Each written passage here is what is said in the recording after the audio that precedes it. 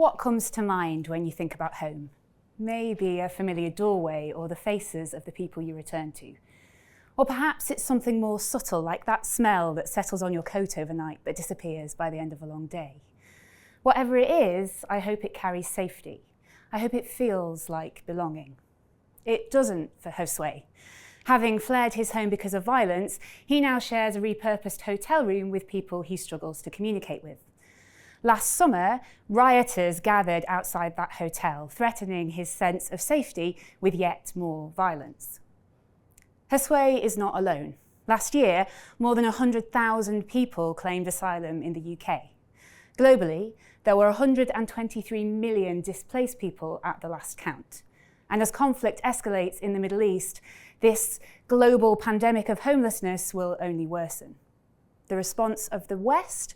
Restrictive policies that deny access to safe home place, while political and media figures shout about overstretched healthcare systems, small boats, and islands of strangers. My research asks an important question. What happens when people make home anyway?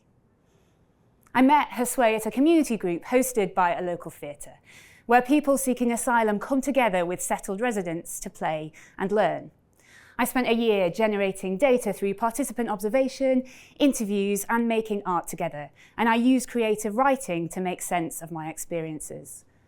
My methodology brings education, migration studies, and theatre together, and allows me to understand data as embodied, relational, and made up of more than just words.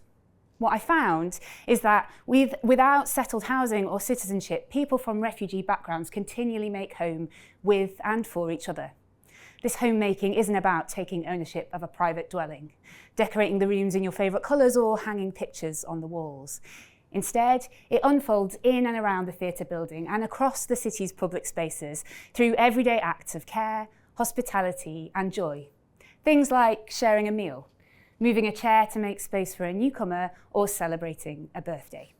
To make sense of this, I draw on anthropologist Tim Ingold's concept of meshwork, which invites us to see the world not as a series of fixed points, but as a tangle of lines that emerge as we move through the world.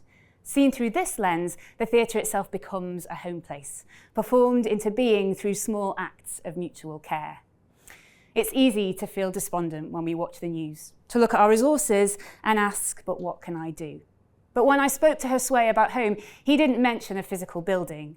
He talked about safety, acceptance, and connection. And the good news is that this is something we can all do. It might just be the most powerful response that we have. Thank you.